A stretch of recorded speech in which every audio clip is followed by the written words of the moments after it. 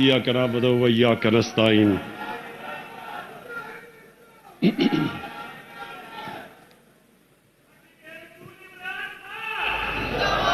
بسم اللہ الرحمن الرحیم. پھر سے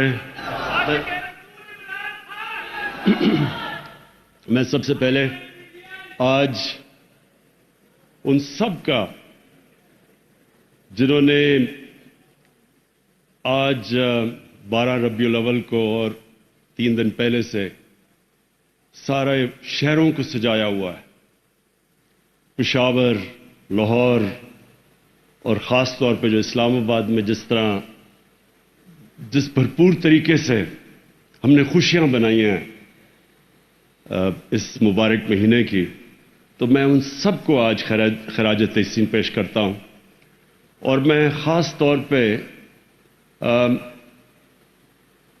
جو ابھی آپ کو میں ایک چھوٹی سی فلم دکھاؤں گا 5 منٹ کی، جس طرح دل سے یہ فلم بنائی گئی ہے. میں یہ چاہتا تھا کہ ایک ایسی 5 منٹ کی فلم ہو جو کم از کم ہماری یوتھ کو، نوجوانوں کو بتائے تو صحیح کہ ہم کیوں اپنے نبی صلی اللہ علیہ وسلم سے اتنا عشق کرتے ہیں.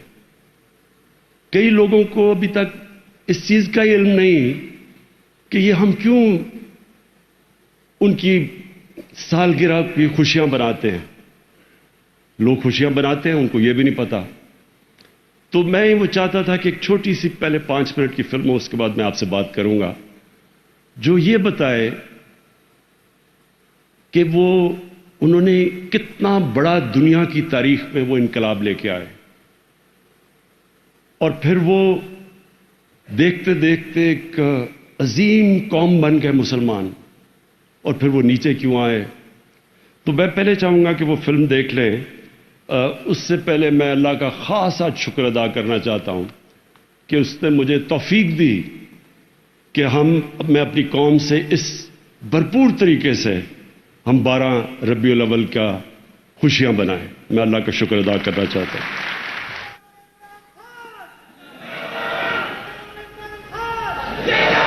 جی خواتین و حضرات،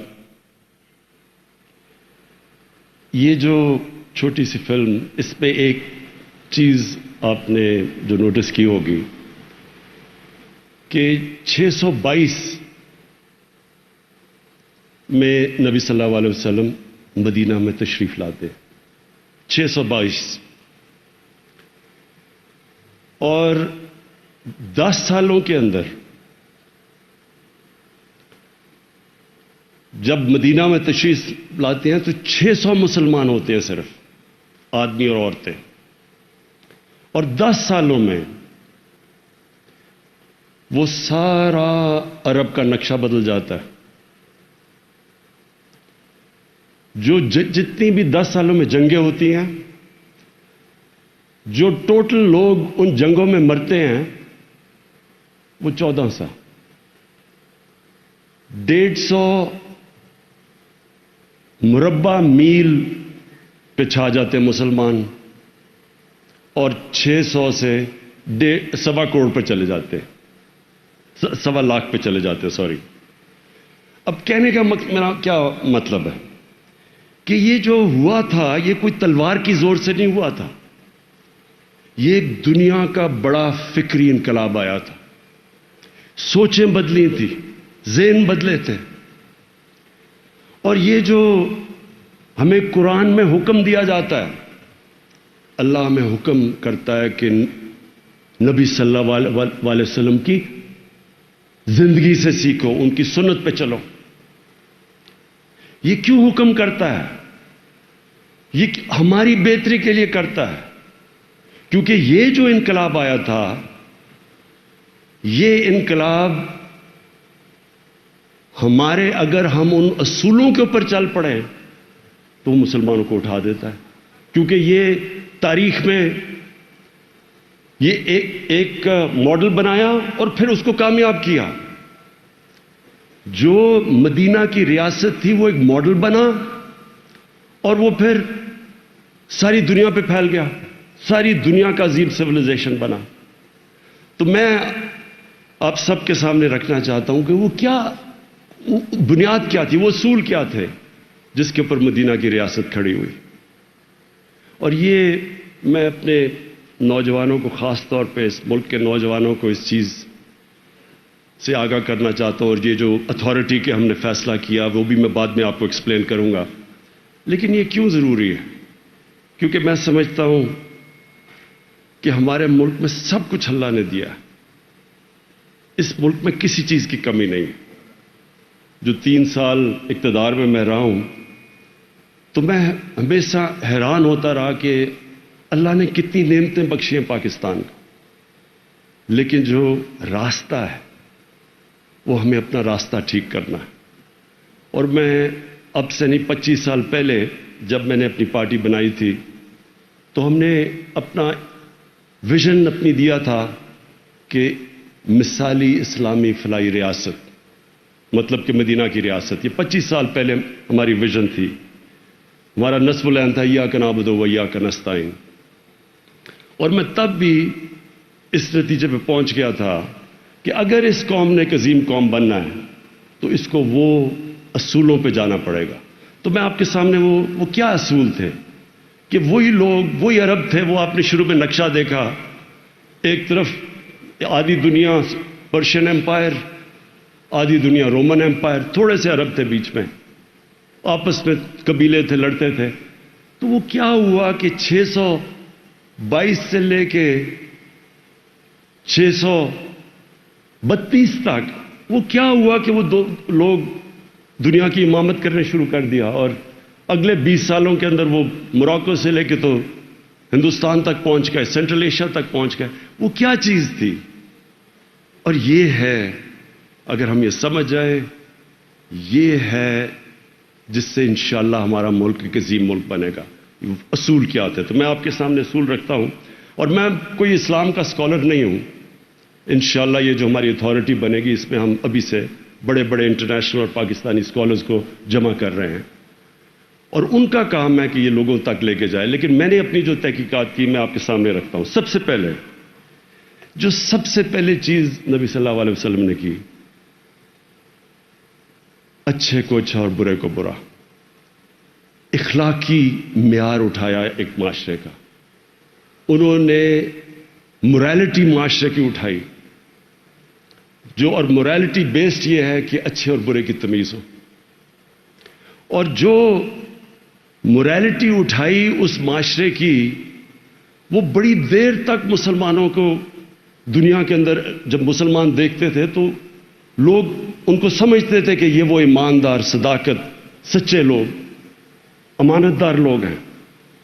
آپ حیران ہوں گے کہ جب آپ اکاؤنٹس پڑھیں، جب کروسیڈز کا پہلا، یورپینز کا پہلا ٹاکرا ہوا عربوں کے ساتھ، تو وہ ساری رائٹنگز میں پڑھیں کہ وہ مسلمان ان کو سمجھتے تھے کہ بالکل وحشی ہیں، جنگلی ہیں. اور وہ جب دیکھتے تھے صلاح الدین ایوبی کے اوپر، جب باہر سے آپ کتابیں پڑھیں تو ان کے بڑا کیریکٹر بڑا اوپر تھا، مورل سٹینڈرڈز بہت اونچی تھی ان کی. تو سب سے پہلے اپنی انہوں نے پرسنالٹی سے معاشرے کی اخلاقیات اٹھا دی. اور جو اگلی چیز انہوں نے کی، انصاف کا نظام، عدل اور انصاف، رول آف لا. ان کی 2 حدیث ہیں، وہ اتنی امپورٹنٹ حدیثیں ہیں، انہی پہ اگر ایک معاشرہ عمل کر لے، ان 2 حدیث سے معاشرہ اٹھ سکتا ہے. کہ ایک کہ میری بیٹی بھی اگر جرم کرے گی اس کو سزا ملے گی، قانون سے اوپر کوئی نہیں. اور دوسری چیز کہ تمہارے سے پہلے بڑی قومیں تباہ ہوئیں جدھر طاقتور کے لیے ایک قانون اور کمزور کے لیے دوسرا قانون تھا، رول آف لا. لیکن رول آف لا صرف ایک وہ قوم دے سکتی ہے جس کی اخلاقیات اوپر ہوں، جس کی مورل سٹینڈرڈز ہوں، مورالٹی ہو جس پہ. ہر کوئی قانون کی رول آف لا نہیں، قانون کی بالادستی نہیں قائم کر سکتا. آج آپ دنیا میں دیکھ لیں، دنیا بٹی ہوئی ہے. غریب ملک کہاں ہیں؟ بنانا ریپبلکس کس کو کہتے ہیں؟ جدھر قانون نہیں ہے، جدھر انصاف نہیں ہے. اور انصاف کا مطلب ہی ہوتا ہے کمزور کو انصاف چاہیے ہوتا ہے. طاقتور ہمیشہ کوشش کرتا ہے اپنے آپ کو اوپر رکھنے کی. اور کمزور جب ایک معاشرہ اس کو انصاف دیتا ہے تو وہ پھر اس معاشرے کا حصہ اور اس کو اون کرتا ہے، وہ اسٹیک ہولڈر بن جاتا ہے۔ اس لیے جو بھی ملک آگے بڑھے ہیں دنیا میں، تو یہ جو دو، ایک مورالٹی ان کی ہوتی ہے، ایک ان کے پاس کا انصاف ہوتا ہے۔ اور یہ میں اس لیے آپ کو کہہ رہا ہوں کہ ہماری جو اسٹرگل ہے اس پاکستان میں، وہ قانون کی بالادستی کی ہے۔ یہ ایک بیسک چیز ہے، جبکہ ایک معاشرہ جب رومنز بھی تھے تو وہ رومنز اپنے آپ کو دوسروں کو باربیرینز کہتے تھے۔ وہ باربیرینز کیوں کہتے تھے؟ کیونکہ رومن لا تھا، ان کے کوئی قوانین تھے، باقیوں کو ایک قانون نہیں تھا۔ Might is right. Banana republic کا مطلب ہوتا ہے جس کی لاٹھی اس کی بھینس۔ وہاں طاقت کا زور ہوتا ہے، جنگل کا قانون ہوتا ہے۔ تو اس لیے یہ جو مدینہ کی ریاست کے بیسس کیا تھے؟ مورالٹی اور پھر قانون کی بالادستی، رول آف لا۔ تیسری چیز، فلاحی ریاست۔ دنیا کی تاریخ میں پہلی دفعہ ایک انسانیت کا نظام آیا، انہوں نے ایک ریاست بنائی جدھر ریاست نے ذمہ داری لی اپنے کمزور طبقے کی۔ یہ پہلی ویلفیئر اسٹیٹ بنی تھی دنیا میں، اور یہ اسٹیٹ نے انسانوں کو پھر نچلے طبقے کو اوپر اٹھا دیا۔ جب ایک ریاست لوگوں کی بنیادی ضروریات پوری کرتی ہے تو وہ لوگ بھی جڑ جاتے ہیں اسٹیٹ کے ساتھ۔ یہ جو انصاف اور یہ جو انسانیت ہے، اس کی وجہ سے ایک قوم مضبوط ہو جاتی ہے، لوگ اون کرتے ہیں اس قوم کو۔ آپ اگر برصغیر کی تاریخ پڑھیں تو جب بھی فوجیں اوپر سے آتی تھیں تو وہ سیدھی وہاں پانی پات کی جنگ ہوتی تھی، اور جو جیت گیا اس کا ہندوستان، کیونکہ فیوڈل سسٹم تھا یہاں قانون کی حکمرانی نہیں تھی، طاقت کی حکمرانی تھی۔ فیوڈل سسٹم کا مطلب کہ جو اوپر بیٹھا ہوتا ہے وہ قانون سے اوپر ہوتا ہے۔ لیکن افغانستان جو ہے اور جو ہمارا قبائلی علاقہ، اس کے اندر ایک جوری سسٹم تھا جس کو جرگہ کہتے ہیں، لوگوں کو انصاف ملتا تھا۔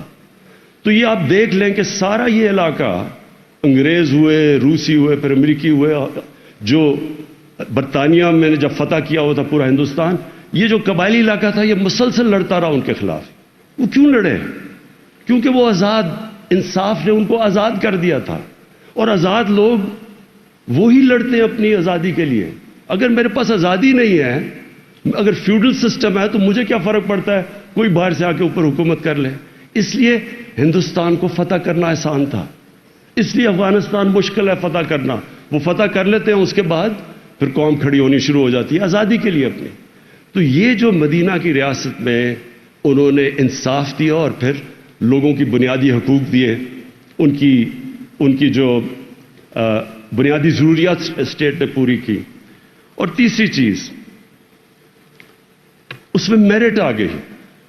آپ اگر اسلام میں یہ جو پچھلی تاریخ ہے، یہ جو ایک دم ساری دنیا میں چھا گئے، اس میں بہت بڑی وجہ میرٹ تھی۔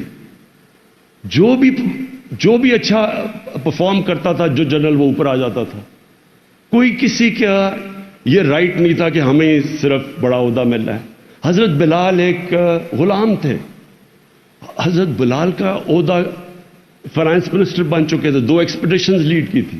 سلمان فارسی تھا، ایک دم مسلمان ہوا، اس میں صلاحیت تھی، وہ اوپر چلا گیا۔ تو جو بھی ان کے امت میں جوائن کرتا تھا، اگر اس کے اندر صلاحیت تھی، وہ اوپر چلا جاتا تھا۔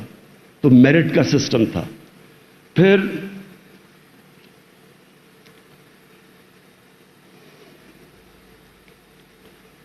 انہوں نے لیڈرز پروڈیوس کیے۔ جب آپ یہ جو دور ہے، میں نے جو چھوٹی سی فلم میں ایک دم پھیل گئے، تو آپ ساتھ ساتھ یہ دیکھیں گے کہ ایک کے بعد دوسرا لیڈر نکلتا گیا۔ جو ان کے ارد گرد تھا وہ لیڈر بن گیا، سارے صحابہ لیڈر بن گئے، کیونکہ ان کی انہوں نے جو ان کے اندر کیریکٹر بلڈنگ کی، اچھا وہ کیا صلاحیتیں تھی، وہ لیڈر بن گئے۔ لیڈر کے اندر کیا کوالٹیز ہونی چاہیے؟ سب سے پہلے صادق اور امین، کبھی بھی کسی کی رسپیکٹ نہیں کرتی جو کہ ایماندار نہ ہو، سچا نہ ہو اور امانت دار نہ ہو، انصاف نہ کر سکے۔ کسی فیلڈ کے اندر کرکٹ کیپٹن کی بھی رسپیکٹ نہیں ہوتی. کوئی اگر ادارہ چلا رہا ہے رسپیکٹ تب ہوتی ہے جب یہ صادق اور امین. اور پھر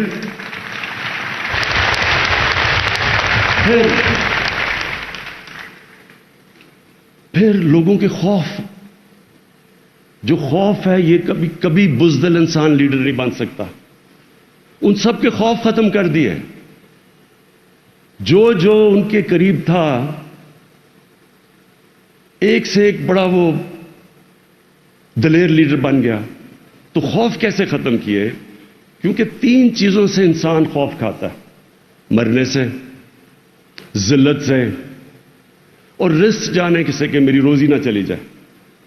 تو یہ قرآن کے اندر اللہ نے ان تینوں چیزیں کہا کہ یہ میرے ہاتھ میں ہے. تو جب اللہ کے ہاتھ میں زندگی ہے، جب عزت بھی اس کے ہاتھ میں ہے، جب رزق بھی اس کے ہاتھ میں ہے، لوگوں کے خوف چلے گئے. تو وہ ایک ایسے لوگ بن گئے جو کہ لیڈرز بن گئے. اور اتنے چھوٹے ٹائم میں، اور انشاءاللہ یہ ہماری اتھارٹی اس پہ ریسرچ کر کے سامنے لے کے آئے گی کہ کتنے زیادہ لیڈرز اتنے تھوڑے وقت میں بنے. ایک لیڈر نہیں تھا، ایک ہیرو نہیں تھا، ہیروز ہی نکلتے گئے. سب انسان چھوٹے سے، جو مولانا رومی کہتا ہے نا کہ جب اللہ نے تمہیں پر دیے ہیں تو چونٹیوں کی طرح کیوں زمین پہ رینگ رہے ہو. اقبال کے شاہین بن گئے، زنجیریں توڑ دی انہوں نے، جنہوں نے روکا ہوا تھا انسان کو، جو اس کا پوٹینشیل ہے، اشرف المخلوقات، اللہ کی سب سے عظیم مخلوق. آزاد ہو گئے لوگ، چھوٹے لوگ بڑے لوگ بن گئے، دنیا میں وہ پھیل گئے. اچھا، پہلے ان کے ساتھ جو صحابہ تھے وہ سارے لیڈرز بنے، ان کو جو دیکھے نیچے وہ لیڈرز بن گئے. تو سارے مسلمان ملکوں کے اندر جو مسلمان جب پھیلے دنیا میں، تو اس میں سب سے بڑی کوالٹی لیڈرشپ تھی. پھر انہوں نے معاشرے میں کیا کیا؟ خواتین، اس سے پہلے عورتیں پراپرٹیز ہوتی تھی آدمی کی، انہوں نے پہلی دفعہ عورتوں کو پراپرٹیز میں رائٹس دے دیے، حقوق دے دیے. وہ حقوق جو یورپ میں کئی 100 سال بعد آئے، اس وقت انہوں نے عورتوں کو حقوق دے کے معاشرے کے اندر انہوں نے آخری خطبے میں کہا کہ عورت کے بھی اتنے حقوق ہیں جو آدمی پہ اور آدمی پہ عورت پہ ہے. پھر غلاموں کو انہوں نے جس طرح انہوں نے سٹیپس پہ غلاموں کو معاشرے کا حصہ بنایا، اس میں کسی اور قوم کی یہ تاریخ میں یہ نہیں ہے، کوئی مثال نہیں ہے ایسی. یعنی انہوں نے جب کہا کہ اس کو اپنے فیملی ممبر کی طرح رکھو ایک غلام کو، تو وہ جو ان کے کہنے پہ، اور جو حضرت بلال کا جو مثال دی، مسلمان دنیا میں کئی صدیوں تک مسلم سلیو ڈائنسٹیز آئیں. یہاں قطب الدین ایبک ایک غلام تھا جو کہ بادشاہ بن گیا. مملوکس تھے مصر کے اندر جو غلام تھے، اور غلام سے ان کی ڈائنسٹی بن گئی، انہوں نے کئی 100 سال حکومت کی وہاں. اور پھر جو مقام تھا، پھر جو عثمانیہ سلطنت تھی، جانصاری ان کی ایلیٹ فورس تھی، وہ ساری غلاموں کو انہوں نے اوپر لا کے ٹریننگ دے کے ان کو اوپر بٹھا دیا. سب سے ایلیٹ ان کی فائٹنگ فورس تھی. تو غلام کا مرتبہ ہی چینج کر دیا، ان کو انسان کی طرح رکھا، فیملی ممبرز کی طرح رکھا. یہ بہت بڑی اس سے نہ پہلے کبھی اس طرح ہوا تھا. اور اب آ کے مجھے افسوس سے کہنا پڑتا ہے کہ اب ہم مغرب میں دیکھتے ہیں تو وہ جس طرح کے اپنے نوکروں کو رکھتے ہیں اور ہم رکھتے ہیں، وہ مجھے کئی دفعہ بہت شرم آتی ہے. پھر بوڑھوں کی عزت، پہلی دفعہ پینشنز مدینہ کی ریاست میں شروع کی گئی تھی کہ بوڑھوں کی ذمہ داری لی ریاست نے، کمزوروں کی، بوڑھوں کی، بیواؤں کی، یتیموں کی. یہ ایک انسانیت کا نظام کھڑا کیا.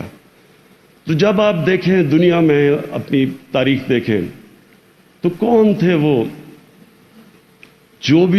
جو ہماری ہندوستان کی تاریخ دیکھ لیں، جتنے بڑے بڑے صوفی تھے یہ سب عاشق رسول تھے. جتنے بڑے نام تھے، ہمارے بابا فرید گنج شکر، داتا صاحب، نظام الدین اولیاء، یہ سارے بڑے، معین الدین چشتی، یہ بڑے بڑے صوفی، یہ سارے عاشق رسول تھے، اور عاشق رسول ہوتے ہوئے ان کے قدموں پہ چل پے، ان کے کتنا مقام بن گیا۔ آج بھی ان کے مزاروں کے اوپر لاکھوں لوگ آتے ہیں، ان کو پیار کرتے ہیں، آج بھی ان سے کرتے ہیں۔ تو اس کی وجہ یہ ہے کہ جو بھی ان کے قدموں پہ چلے گا، جو بھی چلا وہ اوپر آ گیا۔ اچھا، اب جو اور پھر انہوں نے کہا چائنا بھی جانا پڑے علم حاصل کرنے کے لیے تو جاؤ، جب سے پیدا ہوتے ہو جب تک قبر میں جاؤ علم حاصل کرو۔ اور اس کی وجہ سے جو پھر ایک انقلاب آیا، علم کا انقلاب آیا، مسلمان سائنٹسٹ بنے، ٹاپ ہر چیز کے اندر، ایک جو بغداد سینٹر بن گیا دنیا کی لرننگ کا، وہ جو بیت الحکمہ تھا، ہاؤس آف وزڈم، ساری دنیا سے کتابیں لائی، ٹرانسلیٹ کی، نالج سینٹر بن گیا۔ ایسی مسلمان دنیا میں، کوردوبا میں، مسلم اسپین میں ایک لائبریری تھی جس میں ساری یورپ سے زیادہ کتابیں تھیں، تو سینٹر آف لرننگ بن گیا مسلمان۔ لیکن جو سب سے امپورٹنٹ چیز میں کہنا چاہتا ہوں وہ یہ کہ دیکھیں، ہم غلطی کرتے ہیں کئی دفعہ، ہم کہتے ہیں ہمارے پیغمبر رحمت العالمین، اللہ نے ان کو خطاب دیا تھا، سب انسانوں کے لیے رحمت بن کے آئے تھے۔ اس کا کیا مطلب ہے؟ اس کا مطلب یہ ہے کہ جو انسان ان کی سنت پہ چلے گا وہ اوپر چلا جائے گا۔ یہ بڑا امپورٹنٹ سمجھنے کے لیے بات ہے، کیونکہ اس میں اقبال نے بڑا زبردست شکوہ اور جواب شکوہ لکھا تھا۔ مقصد یہ ایک دفعہ شکوہ کہ دیکھیں ہم کدھر تھے اور ہم کدھر پہنچ گئے ہیں۔ تو جو اقبال نے جواب شکوہ میں لکھا تھا کہ جن چیزوں کی وجہ سے ہم اوپر آئے تھے، جب ہم ان سے نیچے گئے تو ہم نیچے آ گئے، اور جو ملک جن کو ہم کافر سمجھتے ہیں، جب وہ ان کی سنت کے اوپر چلنا شروع کریں گے، وہی اصول جو مدینہ کے ہیں، جو کیریکٹر کے، وہ اوپر آ جائیں گے، کیونکہ رحمت العالمین ہے۔ جو ان کے قدموں پہ چلے گا وہ اوپر آ جائے گا۔ اور اس میں بڑی اب آج کی ذرا میں مثالیں دینا چاہتا ہوں کہ دیکھیں، جو ہم ملک جن کو کہتے ہیں کہ وہ اس مسلمان نہیں ہیں، ذرا میں صرف آپ کو مثالیں دینا چاہتا ہوں اپنی زندگی سے۔ میں پہلی دفعہ جب برطانیہ گیا تو میں حیران ہو گیا وہاں دیکھ کے، مجھے تو ہمیں تو پتہ ہی نہیں تھا فلائی ریاست کیا ہوتی ہے۔ اس ریاست کے اندر پہلی دفعہ ہم نے دیکھا کہ انسانیت کیا ہوتی ہے۔ غریب آدمی کے لیے مفت علاج، غریب آدمی کے بچوں کے لیے مفت تعلیم اور بہترین تعلیم۔ اگر وہ غریب آدمی بے روزگار ہوتا تو اس کو ان امپلائمنٹ بینیفٹس ملتے ہیں، اسٹیٹ اس کا دھیان رکھتی ہے۔ عدالت میں جاتا ہے اور اس کے پاس پیسے نہیں ہے تو لیگل ایڈ ملتی ہے اس کو۔ یہ میں نے پہلی دفعہ چیزیں دیکھی وہاں جا کے۔ اور رول آف لا، یعنی قانون، میں آپ کو اپنا بتاؤں کہ میرا ایک وہاں کیس تھا انگلینڈ کے اندر، انگلینڈ کا بہت بڑا سٹار تھا ایان بوتھم۔ تو میں صرف آپ کو بتانا چاہتا ہوں کہ کیا فرق کیا ہے اور کیوں وہ آگے نکلے، کیوں ہم پیچھے ہیں، اور کیسے ہم آگے نکل سکتے ہیں۔ میرا کیس تھا، وہ بھی انگلینڈ کا بڑا نام تھا، میرا اس سے کرکٹ میں بڑا مقابلہ ہوتا تھا، تو اس نے میرے اوپر عدالت میں کیس کر دیا۔ اس نے بھی سب سے بڑا وکیل لیا، میں نے بھی انگلینڈ کا سب سے بڑا وکیل لیا۔ تو مجھے یاد ہے، میں جب جب میری اس سے پہلی بات ہوئی اور وہ میرے سے پوچھ رہا تھا، میرے ایویڈنس لے رہا تھا، تو اس نے مجھے روک دیا۔ اس نے کہا کہ اگر میں یہ آپ کو وارن کرنا چاہتا ہوں کہ اس میں ایک بھی چیز جو آپ لکھ رہے ہیں جھوٹ نکلی، وہ جج سیدھا آپ کو وہ پرجری کے اندر جیل میں ڈال دے گا۔ اور پھر اس نے کہا کہ میں آپ کو کوچ نہیں کر سکتا، میں تو کبھی عدالت میں گیا ہی نہیں تھا۔ اس نے کہا مجھے اجازت نہیں ہے کوچ کرنے کی، یعنی میں اسے پیسے بھی دے رہا ہوں، وہ یہ بھی نہیں مجھے بتا رہا کہ اندر میں نے عدالت میں کرنا کیا ہے۔ اس نے کہا تم نے صرف سچ بولنا جا کے۔ اور پھر میں تھوڑی ہمارے اس کے بعد ایک بہت بڑا برطانیہ کا ایک نام تھا، لارڈ جیفری آرچر، وہ پاکستانی کا ایک عزیز کرتا تھا پاکستانی، اس کا ایک بڑا کیس ہوا وہاں، وہ پاکستانی کیس ہار جاتا ہے۔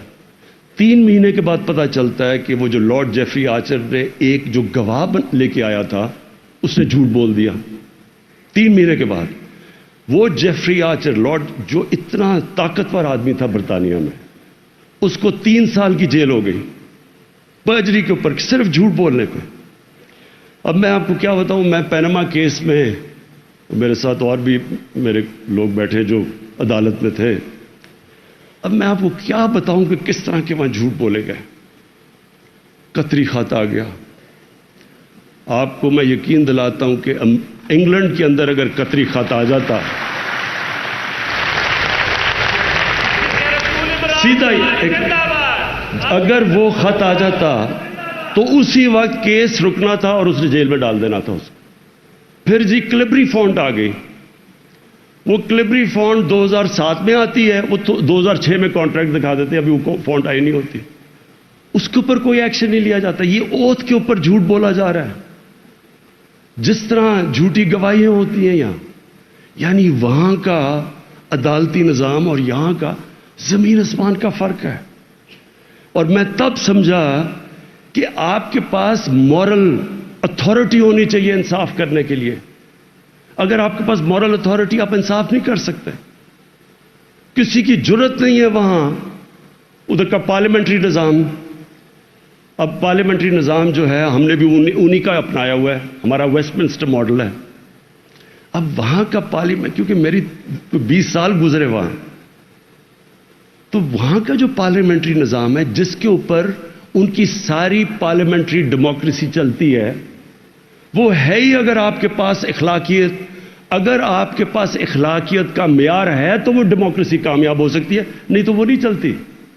اور اسی لیے برطانیہ کی پارلیمنٹری ڈیموکریسی چلی نہیں ہے سوائے برطانیہ کے اور اینگلو سیکسن ملک میں. کینیڈا میں چل گئی, آسٹریلیا, نیوزی لینڈ کے علاوہ ساری جگہ پہ وہ بندربانٹ بن جاتی ہے, کیونکہ اس کے لیے ایک بڑا آپ کو مورل سٹینڈرڈ چاہیے ہوتے ہیں اس ڈیموکریسی کے لیے. وہاں کبھی کوئی تصور بھی نہیں کر سکتا کہ جناب ووٹ بکے گا. وہاں کوئی چھانگا مانگا جیسی اور وہ جو بند کر کے یا مری میں بند کر کے بھیڑ بکریوں کی طرح کبھی لوگ نیلام نہیں ہوتے. ادھر کوئی سوچ نہیں سکتا. ہے سب کو پتا ہے سینٹ کے اندر الیکشن میں پیسہ چلتا ہے, وہاں کوئی تصور بھی نہیں کر سکتا. یہ وہاں اگر کسی کے اوپر کنوکشن ہو جائے یا چلے اس کے اوپر الزام لگ جائے کہ اس نے پبلک کے پیسے کی چوری کی ہے, وہ پارلیمنٹ تو چھوڑے, وہ کسی میڈیا میں اپنی شکل نہیں دکھا سکتا. تو دیکھیں, یہ میں آپ کو صرف سمجھانے کی کوشش کر رہا ہوں کہ ہمارے پاس اللہ نے سب کچھ دیا ہے, لیکن وہ جب آج جو ہمارا سارا پروگرام اور آج جو ہم سیلیبریٹ کر رہے ہیں 12 ربیع الاول, ہماری کوشش ہونی چاہیے کہ ان کی طرف پہلے سنت سیکھے تو صحیح. جو اللہ نے وعدہ کیا ہے کہ جو ان کی سنت پہ چلے گا وہ اوپر چلا جائے گا, اس لیے تو وہ رول ماڈل ہیں. میں نے اپنی ذرا ڈیموکریسی دیکھتا ہوں, اپنی جو اخلاقیات وہ دیکھتا ہوں, اور میں یہ سمجھتا ہوں کہ یہ ہماری سب سے بڑی جنگ ہے اس ملک کی.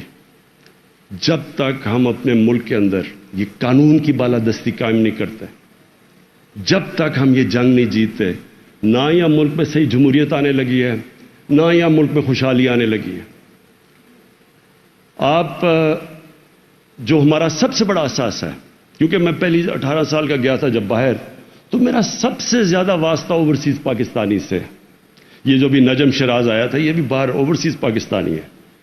سب سے زیادہ میرا ان سے واسطہ, کیونکہ میں پہلے کرکٹ کی وجہ سے ان سب کو میری ملاقات رہتی تھی ان سے, اور اس کے بعد جب میں شوکت خانم کے لیے پیسے اکٹھے کیے, بڑے پیسے اکٹھے کرنے تو سب سے زیادہ مدد میری اوورسیز پاکستانی نے کی, تو میرا ان سے رابطہ سب سے زیادہ تھا. میں ہمیشہ یہ دیکھا وہ بیچارے محنت کرتے تھے, پاکستان میں نوکریاں نہیں ملتی تھیں, یا ہمارا میرٹ کا سسٹم نہیں تھا, قابل لوگ ہوتے تھے باہر جاتے تھے, محنت کرتے تھے, کام کرتے تھے, لیکن ہمیشہ ذہن میں ہوتا تھا کہ جب میں پیسے بنا لوں میں واپس پاکستان جاؤں گا. سارا وقت وہ یہ سوچتے تھے کہ ایک دن میں پاکستان واپس, جب میرے پیسے آ جائیں گے میں پاکستان چلا جاؤں گا. اور وہ پھر کیونکہ میں اتنی دیر وہاں ان سے 50 سال سے تو میں نے ان کو دیکھی، ان کی ساری سٹیجز دیکھی. وقت آ گیا، پیسے بھی بنا لیے، بچے کوئی 12-13 سال 15 سال کے ہو گئے، پاکستان آ گئے. پاکستان میں بزنس شروع کی، پہلا فراڈ ہوا، دوسرا فراڈ ہوا، واپس بینکرپٹ ہو کے واپس چلے گئے. بچے وہ پاکستان میں ایڈجسٹ نہ ہو سکے تو وہ ترستے ہی رہ جاتے تھے. ہم جاتے تھے، وہ پاکستانی کمیونٹی بنی ہوتی تھی، پاکستانی گانے سنتے تھے، پاکستانی کی یادیں آتی تھی، لیکن پاکستان واپس کیوں نہیں آ سکتے تھے؟ کیونکہ ان کو عادت پڑ جاتی تھی ایک بہتر مورالٹی کی سوسائٹی میں، ایک قانون جدھر رول آف لا ہے اس کی عادت پڑ جاتی تھی. ان کو بزنس ادھر کرتے تھے، محنت کرتے تھے، لیکن کامیاب جب ہوتے تھے تو وہ اس سوسائٹی میں ہوتے تھے جدھر وہ، اگر آپ محنت کرتے ہیں آپ کو پھل ملتا ہے. تو جب وہ واپس آتے تھے اس سوسائٹی میں وہ ایڈجسٹ نہیں ہو سکتے تھے. اب سوچیں 90 لاکھ پاکستانی باہر بیٹھے، اگر ان میں سے صرف 30-40 ہزار ہی پاکستان میں آ کے انویسٹمنٹ کر دیں، ہمیں کوئی IMF کی ضرورت نہ پڑے، اتنا ان کے پاس پیسہ ہے.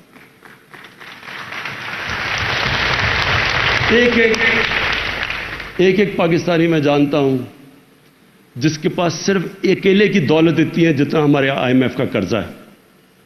ایسے جانتا ہوں میں وہاں.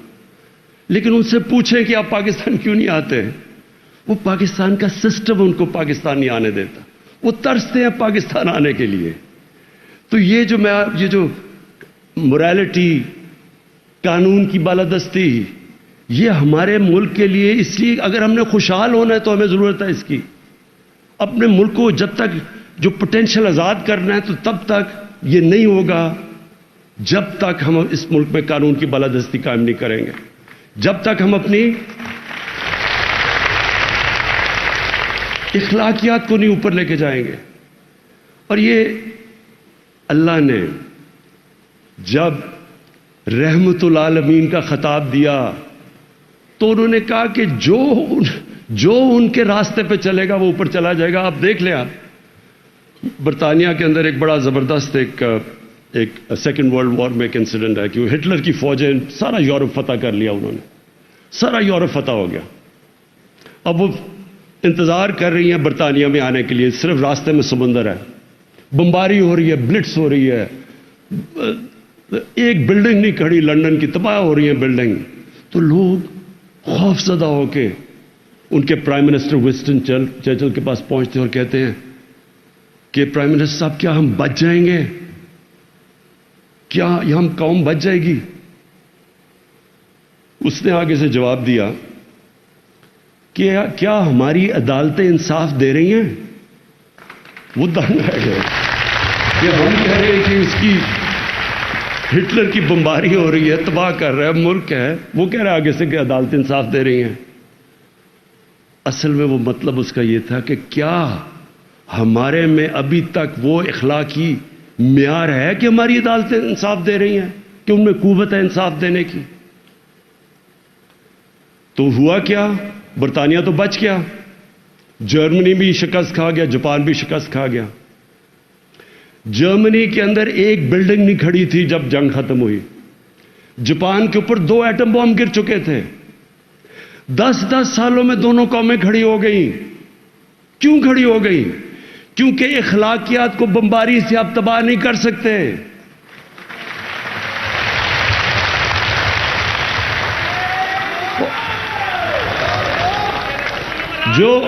اور دوسری طرف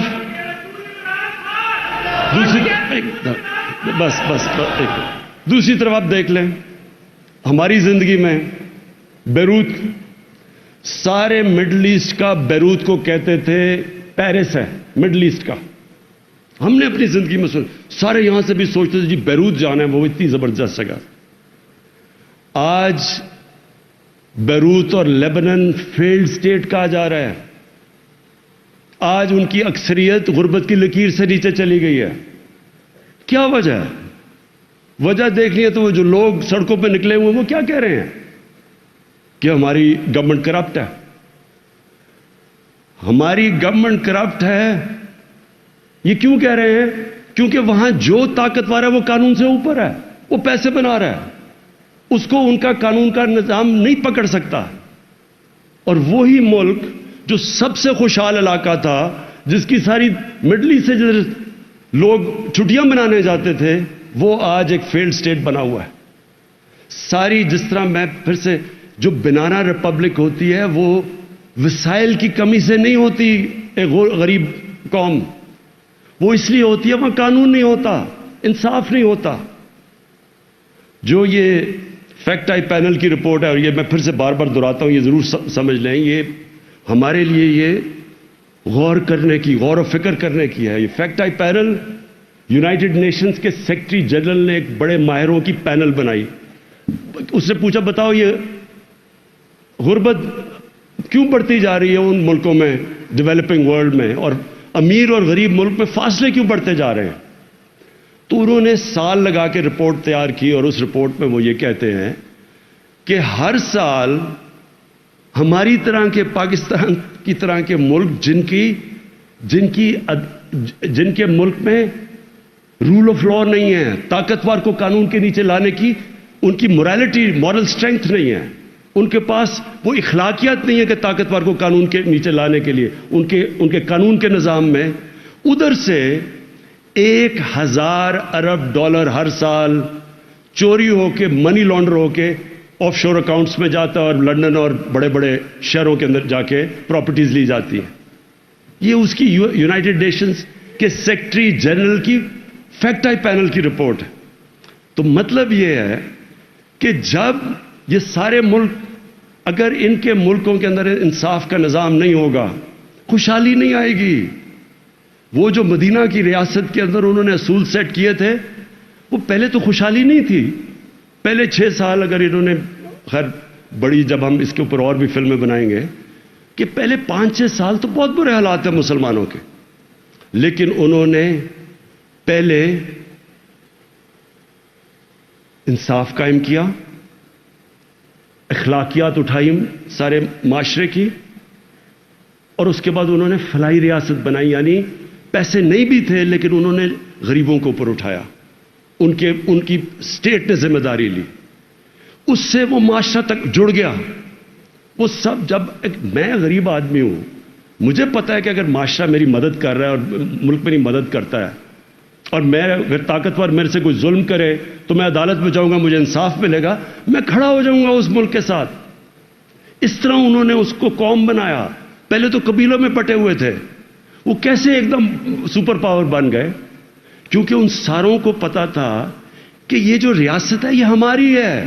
انہوں نے اون کیا کہ ہمیں انصاف بھی دیتی ہے، ہماری بنیادی ضروریات بھی پوری کرتی ہے، میرٹ ہے یہاں، میں محنت کروں گا تو میں اوپر آ جاؤں گا. یہ نہیں کہ وہاں صرف چند خاندانی اوپر بیٹھے ہوئے ہیں، جو محنت کرے گا اوپر آ جائے گا. قوم کو آزاد کر دیا، اور پھر اپنی مثال سے جو لیڈرشپ انہوں نے کھڑی کی، ان کو شاہین بنا دیا. تو لیڈرز بھی بن گئے، قوم بھی آزاد ہوگی، اس قوم پھیل گئی دنیا پہ. تو ہمارا چیلنج اب کیا ہے؟ ہمارا چیلنج یہ ہے کہ ہمارے جو یوتھ ہے، ہمارا جو نوجوان ہے اس ملک کا، اس کو ہم صحیح طرف لگائیں، اس کا راستہ ہم صحیح کریں.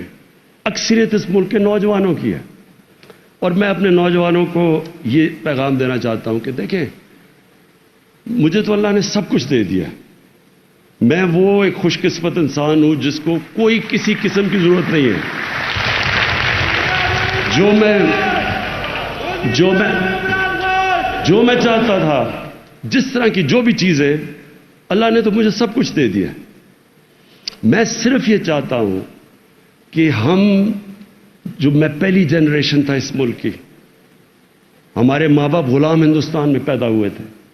ہم بچپن میں ساری وقت کہانیاں سنتے تھے جو ماں باپ ہمیں بتاتے تھے کہ تمہیں نہیں پتا غلامی کیا ہے، کس طرح انگریز یہاں حکومت کرتا تھا، کس طرح ہماری کوئی حیثیت نہیں تھی. تو ہم بڑے ہوئے تھے اس چیز سن کے، اور پھر ہم نے اپنے ملک کو اوپر جاتے دیکھا. یہ یاد رکھو، آج سے 50 سال پہلے پاکستان اوپر جا رہا تھا، یہ سارے خطے میں سب سے تیزی سے ترقی کر رہا تھا، اور پھر ہم نے اس کو نیچے آتے دیکھا، اور اس کو ہم نے ادھر. تو میری کوشش ایک ہے کہ ہم واپس وہ ملک جو ایک بہت بڑی خواب تھی پاکستان کی، لا الہ، جس ملک کا نعرہ تھا کہ پاکستان کا مطلب کیا، لا الہ الا اللہ، اس کو کس نے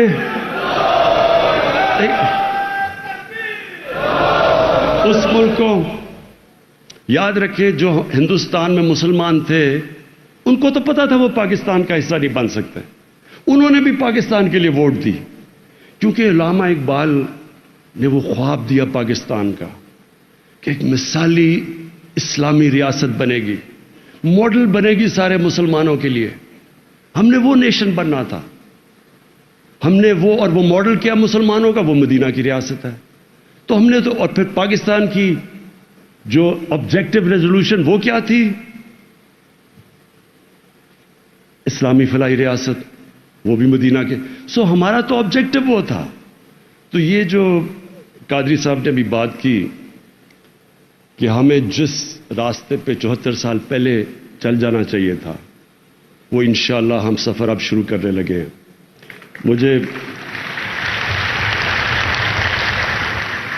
مجھے قادری صاحب نے کہا، مجھے کہتے کہ میں جب لوگوں کو کہتا ہوں کہ دیکھیں پرائم منسٹر چاہتا ہے کہ مدینہ کی ریاست کے طرز پہ پاکستان کو بنایا جائے، تو کہتے وہ آگے سے کہتے ہیں خود تو سارے مزے کر گئے، اب ہمیں لگا دیا مدینہ کی ریاست کے اوپر۔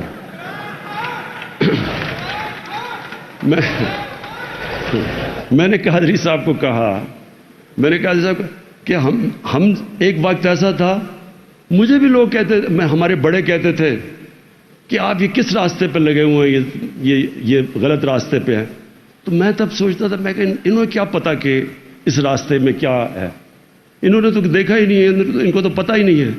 مجھے پتہ ہے، میں نے وہ سارا راستہ دیکھا ہوا ہے، میں نے ساری، جو لوگ تصور کرتے ہیں، یہ ذرا غور سے، میں اپنے نوجوانوں کو پھر سے کہہ رہا ہوں، غور سے ذرا میری بات سنیں۔ دیکھیں، لوگ ساری وقت امید لگاتے ہیں ان کو گلیمر اور یہ اور وہ اور فلم سٹارز اور ایکٹرز اور پاپ سٹارز کی، یہ کوئی بڑا گلیمرس زمانہ ہے اور یہ کوئی ایسی چیز ہے جو ہم سارے کوشش کرتے ہیں۔ رول ماڈلز وہ ہیں، میرے بھی وہی رول ماڈلز تھے۔ ہم جب HSN کالج سے نکلے تو مجھے تو یہ چیزیں پتہ نہیں تھی اپنے نبی صلی اللہ علیہ وسلم کی، مجھے تو کوئی مدینہ کی ریاست کی صحیح معنی میں سمجھ ہی نہیں تھی، مجھے تو ان کی پوری طرح زندگی کے اندازہ نہیں تھا۔ ہمیں ایسے ایک لگتا ایسے تھا، جب ہم، تب تو بڑے تھوڑے انگلش میڈیم سکول تھے، تو جب ہم وہاں سے لے کے لگتا ایسے تھا کہ ہمارا جو اپنا کلچر ہے وہ بھی پیچھے ہے، ہم بیکورڈ ہیں، سارا کچھ آگے ہے، ٹیکنالوجی ادھر ہے، وہ ملک آگے نکل گئے، اور جو وہ کہتے ہیں وہ ٹھیک ہے، اور جو ان کے رول ماڈلز ہیں وہ ہمارے بن گئے۔ تو ہم ان رول ماڈلز کے پیچھے ہم سب فالو کرتے رہے، اور رول ماڈلز بلتے رہتے ہیں انسان کے۔ میں پہلے میرے اپنے 2 کزنز تھے، وہ رول ماڈلز تھے، کرکٹرز تھے دونوں، پھر جیسے جیسے آگے گیا اسپورٹس مین، پھر پاپ سٹار وغیرہ۔ تو مجھے تو موقع ملا اس ساری زندگی کو اندر سے دیکھنے کا، اور میں تو اپنے تجربے سے آپ کو کہہ رہا ہوں کہ جو اس وقت ہمارے یوتھ کے سامنے چیلنجز ہیں، اگر ہمارے سامنے چیلنجز تھے تو آج یوتھ کے سال میں تو، اور سوشل میڈیا آگے، وہ تو بہت بڑھ چکے ہیں چیلنجز۔ اور میں اس نتیجے پہ ہوں کہ ہم جب تک واپس نہیں جائیں گے، وہ جو ہمیں ان اصولوں کے اوپر نہیں جائیں گے، ہمارا معاشرہ اوپر نہیں آ سکتا، بلکہ بڑے خطرے میں ہے۔ تو میں اب آپ کو صرف یہ اپنی جو بتاتا ہوں کہ ہمارا مقصد کیا تھا یہ رحمت اللہ عالمین اتھارٹی بنانے کا، اس کا مقصد کیا تھا؟ اس کا سب سے بڑا مقصد پھر سے یہی ہے کہ ان کی زندگی کو، اپنی نوجوانوں کو، ان کو ہم تیار کریں، ان کو سمجھائیں۔ دیکھیں، ایک چیز یاد رکھ لیں کہ دین کے اندر کوئی زبردستی نہیں ہے، اب دین میں کوئی زبردستی نہیں ہے، اب آپ کسی کو زبردستی دین کی طرف نہیں لا سکتے، اللہ نے قرآن میں یہ واضح کر دیا۔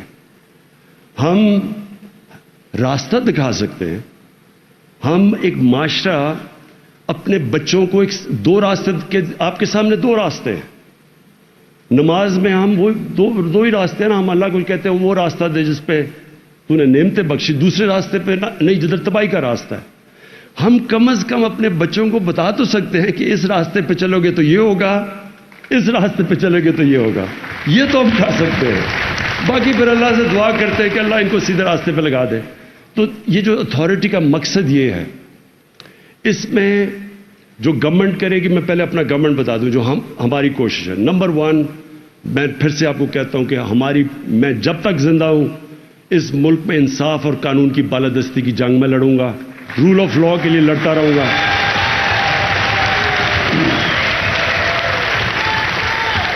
یہ جو لوگ اپنے آپ کو اس ملک میں قانون سے اوپر سمجھتے ہیں، وہ سمجھتے ہیں کہ وہ جو مرضی جرم کریں، یہ اس ملک کا قانون ان کو پکڑنا نہیں چاہیے یا پکڑ نہیں سکتا. وہ جب تک ہم ان کو قانون کے نیچے نہیں لے کے آئیں گے، جب تک طاقتور قانون کے نیچے نہیں آتا، آپ کبھی بھی یہ نہ سوچیں کہ نیچے سرکاری نوکر پٹواری اور یہ پیسے نہیں لیں گے. ہمیشہ اوپر سے معاشرہ ٹھیک ہوتا ہے، جو مدینہ کی ریاست میں ہوا تھا. نبی صلی اللہ علیہ وسلم نے اوپر سے معاشرے کو ٹھیک کیا تھا، تو ہم نے اوپر سے طاقتور کو قانون کے نیچے لے کے آنا ہے. جو ان کی پھر سے کہ بڑی قومیں برباد ہوئی تمہارے سے پہلے، جیسے طاقتور کے لیے ایک قانون اور کمزور کے لیے دوسرا تھا. قوم کبھی بھی ساری جتنے یہ غریب ملک ہیں، ہر ملک کا یہی مسئلہ ہے. ہر غریب ملک کا مسئلہ یہ ہے کہ ان کی ایلیٹ نے پیسہ سارا باہر رکھا ہوا ہے، ان کے بھی آف شور اکاؤنٹس ہیں، ان کے بھی بڑے بڑے مغربی کیپٹلز میں بڑی بڑی پراپرٹیز ہیں. تو یہ تو جنگ لڑیں گے. اور دوسرا فلاحی ریاست، وہ انشاءاللہ اس کے اوپر پورے ہم لگے ہوئے ہیں. میں یہ آج کل کے جو مشکل دور ہے، مہنگائی ہے، باہر سے ساری قیمتیں، کرونا کی وجہ سے انفلیشن آئی ہوئی ہے، قیمتیں مہنگی ہیں. ہم ابھی احساس کا پروگرام شروع کریں گے انشاءاللہ، جس میں ہم نیچے 1.25 کروڑ خاندانوں کو ہم ان کو پیسے دیں گے، کھانے پینے کی چیزوں کی، گندم کے، ان کو ہم سبسڈائز کریں گے انشاءاللہ. اگلے مہینے سے ہم شروع کر رہے ہیں. پھر ہمارا کامیاب پاکستان آ رہا ہے، وہ بھی ایک بڑا ریولوشنری پروگرام ہے. قرضے دیں گے نوجوانوں کو سود کے بغیر.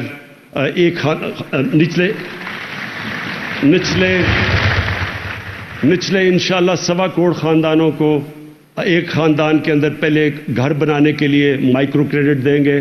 وہ ہم آرگنائز کر رہے ہیں پیسے کے لیے، تاکہ وہ اپنے غریب لوگ اپنے گھر بنا سکیں. دوسرا، ان کو سستے قرضے دیں گے، شہروں میں اپنی دکانیں، دیہاتوں کے اندر وہ زرعی چیزیں خرید سکیں. اور تیسرا، سب کو پختونخوا میں سب کو ہم ہیلتھ کارڈز دے کے بیٹھے ہیں. مارچ تک پنجاب میں سب لوگوں کو ہیلتھ کارڈ مل جائیں گے کہ ایک غریب گھرانے کے اندر 10 لاکھ روپیہ ہر خاندان کے پاس ہو، کسی بھی ہسپتال میں اپنا جا کے علاج کروا سکے. تو انشاءاللہ یہ ہماری کوشش ہے. لیکن جو اتھارٹی کرے گی، جو خطرہ ہمیں ہے، وہ خطرہ سب سے زیادہ اپنے نوجوانوں کے، جو اس ملک میں بڑی تیزی سے سیکس کرائم بڑھ رہی ہے. یہ بہت بڑا خطرہ ہے معاشرے میں. اور میں آپ کو یہ بتا دوں کہ یہ میں نے خود دیکھا برطانیہ میں. جب میں شروع میں گیا تو 14 کے اندر ہر 14 شادیوں میں 1 طلاق ہوتی تھی. اس وقت نیا وہاں شروع ہوا تھا sex, drugs and rock and roll. یہ ایک نیا کلچر شروع ہوا تھا. فحاشی عام ہو گئی وہاں، پہلے ایسے نہیں ہوتا تھا. آہستہ آہستہ انہوں نے اپنے معاشرے کے اندر جس طرح فلمیں ان کی بدلنی شروع ہوئیں، ٹی وی کے اوپر آنا شروع ہوا، وہ چیز جو پہلے نہیں آتی تھی، ان کے معاشرے کے اندر سب سے پہلے امپیکٹ پڑا شادی کے اوپر، خاندانی نظام کے اوپر. اور وہ جب ان کا خاندانی نظام آہستہ آہستہ ٹوٹنا شروع ہوا، تو تب ہمیں سمجھ آئی کہ کیوں یہ پردے کا کانسیپٹ ہے.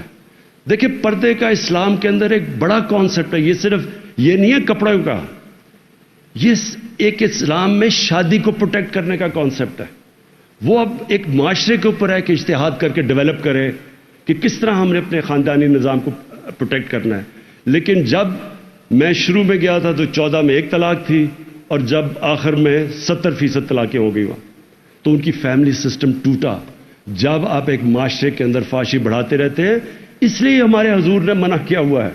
اس لیے مدینہ کی ریاست میں بھی جب شروع میں خاندانی نظام ٹوٹا ہوا تھا، انہوں نے اس کو لے کے آئے دائرے کے اندر شادی کی اور پھر پروٹیکٹ کی شادی. تو ہمارے لیے تو بڑا امپورٹنٹ ہے. باقی چیزوں میں وہ ہمارے سے آگے ہیں، باقی اخلاقیات میں ہمارے سے آگے ہیں. لیکن ہمیں اپنے لوگوں کو، اپنے بچوں کو، اپنے نوجوانوں کو، اپنے خاندانوں کو بچانا ہے.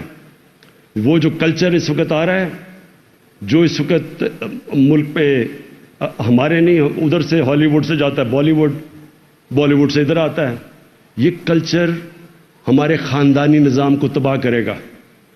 ہالی ووڈ کے اندر جدھر سے کلچر آ رہا ہے، 2.5 سال ہے ایوریج ایک شادی کی. ایک شادی لاسٹ 2.5 سال کرتی ہے وہاں، کیونکہ وہ کلچر کے اثرات ہیں. اس لیے ہم چاہتے ہیں کہ اتھارٹی میں ہم اپنے لوگوں کو، ہمارے اسکالرز آگاہ کریں، بتائیں لوگوں کو کہ اس کا امپیکٹ کیا ہے، کیا اس ملک میں اس کا کتنا امپیکٹ پڑا ہے ان کے خاندانی نظام سے، ہمارے خاندانی نظام پہ. تو جو سب سے بڑا، اور ماں باپ اس چیز کو سمجھیں گے آج جو سن رہے ہیں، بچوں کے پاس جو موبائل فون ہے.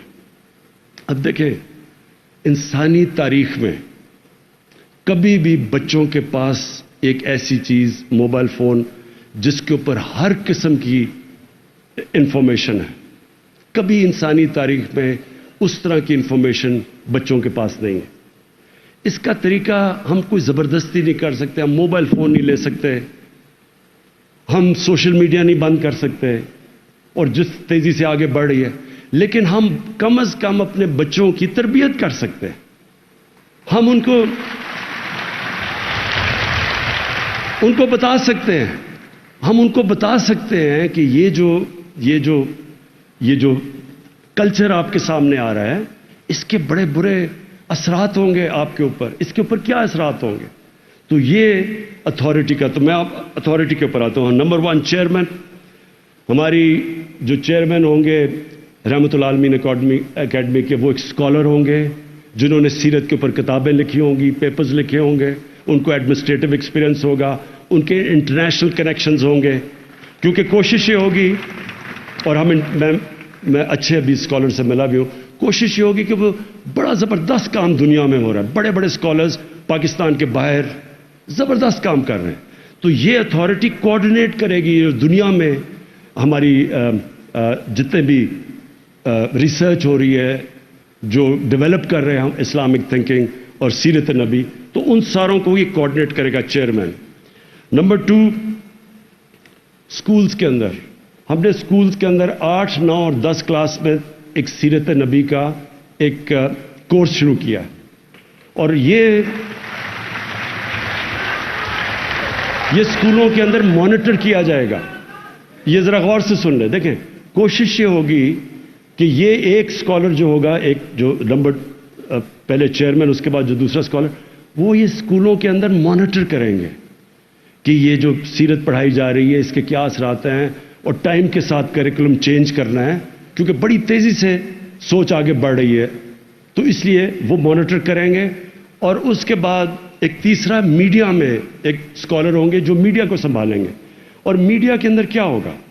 سب سے پہلے تو بچوں کے اندر جو انڈاکٹرینیشن ہوتی ہے کارٹون سے، جو کارٹون ہے وہ بالکل ایک بچوں کو ایک مختلف کلچر بتا رہا ہوتا ہے. اس کے اندر ماں باپ کی عزت نہیں ہوتی، اس کے اندر بڑوں کی عزت نہیں ہوتی، وہ بالکل مختلف کلچر ہے. ہمیں اپنے کلچر کے مطابق کارٹونز بنائیں گے، بچوں کو ایک آلٹرنیٹ بتائیں گے کہ وہ ہمارا کلچر کیا ہے. تو وہ سیکنڈلی وہ ایک سکولز میں وہ ان کا کام ہوگا. اور پھر جو میڈیا کا جو میڈیا کے اسکالر ہوں گے، ان کا یہ بھی کام ہوگا کہ میڈیا کے اندر اچھے جو مضمون، سیرت کے اوپر مضمون لکھوائیں، مانیٹر کریں، پروگرامز کریں ٹیلی ویژن کے اوپر. وہ پروگرامز ہوں جو کہ ایک جو ہمارا کلچر ہے وہ سامنے لے کے آئیں، وہ نہیں جو کہ باہر کا کلچر ہے. تو جس طرح میں نے جا کے پریزیڈنٹ اردوغان سے ریکویسٹ کر کے یہ جو ارطغرل پلے، جو یہ ٹی وی کے اوپر سیریل ہے، وہ لے کے آیا. وہ اس لیے کہ میں نے جب شروع میں بات کی میڈیا کے لوگوں سے اور پروڈیوسر سے، تو انہوں نے کہا کہ جہاں دیکھتے نہیں کوئی، اگر آپ یہ جو ہندوستان کا کانٹینٹ ہے اس طرح کا نہیں لے کے آیا تو لوگ دیکھتے ہی نہیں ہیں. تو وہ ثابت کرنے کے لیے وہ پلے لے کے آیا، وہ جو سیریل ہے، اور وہ ایک اس میں بالکل ایک اسلامک کلچر ہے، لیکن انٹرسٹنگ ہے، اس میں رومانس بھی ہے، سب کچھ ہے، لیکن دائروں کے اندر ہے. تو وہ لوگ دیکھتے ہیں، فیملیز بیٹھ کے دیکھتی ہیں. مجھے اتنی کالیں آئیں لوگوں سے کہ جی ہم فیملی بیٹھ کے اب ٹی وی نہیں دیکھ سکتے، وہاں اس طرح کی چیزیں ہیں دیہات کے اندر، خاص طور پہ کنزرویٹو فیملیز ہیں ہماری.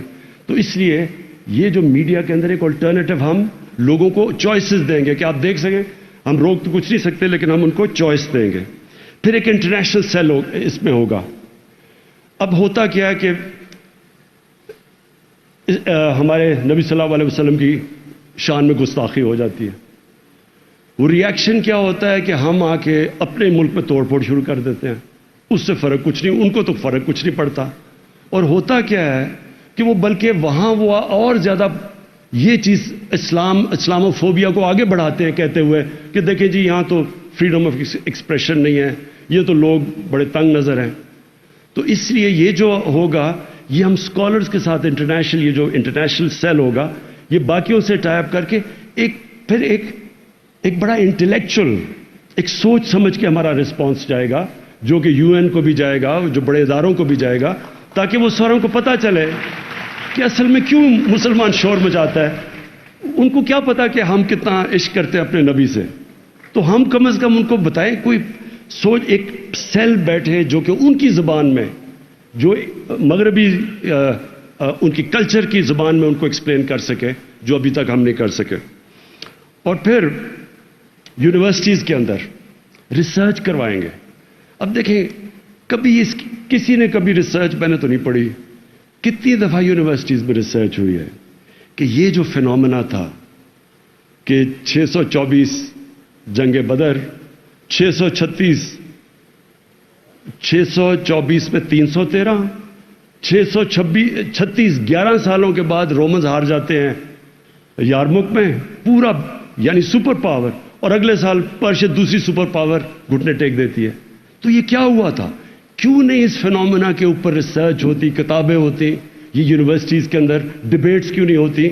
تو انشاءاللہ یہ، اور جیسی جیسی آپ ڈبیٹس کریں گے لوگوں کو خود ہی سمجھ آنا شروع ہو جائے گا کہ ہمارا عروج کیوں تھا اور زوال کیوں ہے، اسی میں سمجھ آ جائے گی. اور پھر اسپیشل پروجیکٹس، ایک ہمارے اسکالر ہوں گے جو اسپیشل پروجیکٹس کے اوپر بیٹھے ہوں گے. اس کا کیا مقصد ہو کہ جو ہمارے بڑے دن ہے، مثلاً 12 ربیع الاول ہے، اس پہ ان کا کام ہوگا کہ لوگوں کو پھر سے یہ سیرت ایکسپلین کریں. ہم آ کے خوشیاں بنا کے چلے گئے ہیں، کیا ہمیں پتہ ہے کہ ہم جس انسان کے لیے ہم خوشیاں بنا رہے ہیں اس کی اپنے سنت پہ عمل کرتے ہیں؟ یعنی اس کی جو اس نے ہمیں کہا ہوا اپنی امت کو کہ جس راستے پہ چلو، کیا ہم چلتے ہیں اس راستے پہ؟ تو وہ، اور پھر عرس ہوتے ہیں، بڑے بڑے ہمارے صوفیہ جن کے بزرگ جو ہیں ان کے بڑے بڑے عرس ہوتے ہیں، اتنے لوگ آتے ہیں، دھمال ہوتی ہے، سب ہوتا ہے، ڈانس کرتے ہیں لوگ، خوشیاں بناتے ہیں، چرس پیتے ہیں اور اس کے بعد چلے جاتے ہیں. کسی نے ان کو بتایا کہ یہ کیوں آپ ان کی خوشیاں بنا رہے ہیں؟ یہ اتنے بڑے بابا فرید کا کیا کلام تھا، وہ سکھ بھی ان کو فالو کرتے ہیں. آپ کو پتہ ہے کہ یہ سارے جتنے ہمارے بڑے بڑے بزرگ تھے یہ انسانیت کے لیے آئے تھے. ابھی آپ وہاں چلے جائیں سندھ کے اندر تو ادھر آپ دیکھیں گے کہ جب عرس ہوتے ہیں تو اس میں ہندو بھی آئے ہوئے ہوتے ہیں، کیونکہ یہ سب انسانیت کے لیے تھے. اور یہ کس کو فالو کر رہے تھے؟ رحمت العالمین کو، جو انسانیت کے لیے آئے تھے. تو سب انسانوں کو اکٹھا کرنے والے تھے. یہ اسلام پیار کا دین تھا. یہ جب عرس پہ جب جائیں تو کم از کم اس سے پہلے ہم بتائیں تو صحیح کہ ہمارا دین تو پیار کا دین ہے. یہ تقسیم کرنا، کبھی بندوق کے نوک کے اوپر کرنا، یہ ہمارا دین نہیں ہے. تو اس لیے ایک اسپیشل پروجیکٹ ہم نے سوچا کہ اس کے اوپر ہو، جو کہ جتنے بھی ہمارے ریلیجس فیسٹیولز ہوں اس کے پیچھے بتائیں تو صحیح کہ ہم کیوں یہ سیلیبریٹ کر رہے ہیں. اور لاسٹلی پھر اسکالرشپس. ہم نے ابھی تک رب العالمین کے رحمت العالمین کی نام پہ اسکالرشپس دیے ہیں، اور ان اسکالرشپس میں ایک پھر یہاں بیٹھ کے جو ہماری اتھارٹی میں ہوگا اس کا کام یہ ہوگا کہ دیکھیں کہ کیا پہلے تو اسکالرشپس میرٹ پہ جا رہی ہیں، آن لائن پوری کمپلینٹس جن جن اسکالرشپ جو بھی لیں گے ان کے کوئی بھی کمپلینٹس ہیں، مسئلے آ رہے ہیں، کوئی ایسے اسٹوڈنٹس ہوں گے جو قابل لوگ ہوں گے، پڑھ رہے ہیں، یعنی کسی سبجیکٹ میں بھی پڑھ رہے ہیں اور ان کے پاس پیسے ختم ہو جاتے ہیں، وہ یہاں آن لائن ہمیں کانٹیکٹ کریں گے. مقصد اس کا یہ ہوگا کہ ہم سروس کریں گے قابل لوگوں کو رحمت للعالمین اسکالرشپس کے نام پہ، تاکہ وہ ہمیں کانٹیکٹ کر سکیں. ادھر سے وہ کریں گے، ادھر سے سارا سینٹرلائز ڈیٹا بیس اس کا بنے گا اور انشاءاللہ یہ پھر اس کو ایکسپینڈ کرتے رہیں گے. میں آخر میں صرف یہ ایک چیز کہنا چاہتا ہوں کہ دیکھیں، میری کوشش یہ ہے کہ میرا جو نوجوان ہے پاکستان کا، اس کو یہ جو اللہ نے اتنا عظیم ملک دیا ہے اور ان لوگوں کو پوری طرح اندازہ نہیں ہے، سب کچھ دیا ہے، میں صرف یہ چاہتا ہوں کہ میری طرح وہ یہ چلیں، اور رول ماڈلز تو ہوتے ہیں، رول ماڈلز تو ہر انسان کے ہوتے ہیں، لیکن ان کا نمبر 1 رول ماڈل میرے نبی صلی اللہ علیہ وسلم بن جائے.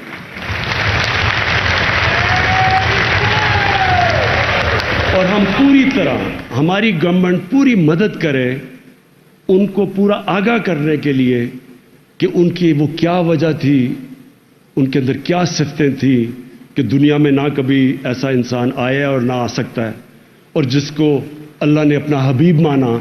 وہ سارے میرے نوجوانوں کو سب کو پتہ چل جائے، تاکہ وہ پھر ہمیں پھر کچھ کرنے کی ضرورت نہیں پڑے گی. یہی ہمارا نوجوان انشاءاللہ اس ملک کو ایک عظیم ملک بنا دے گا. شکریہ.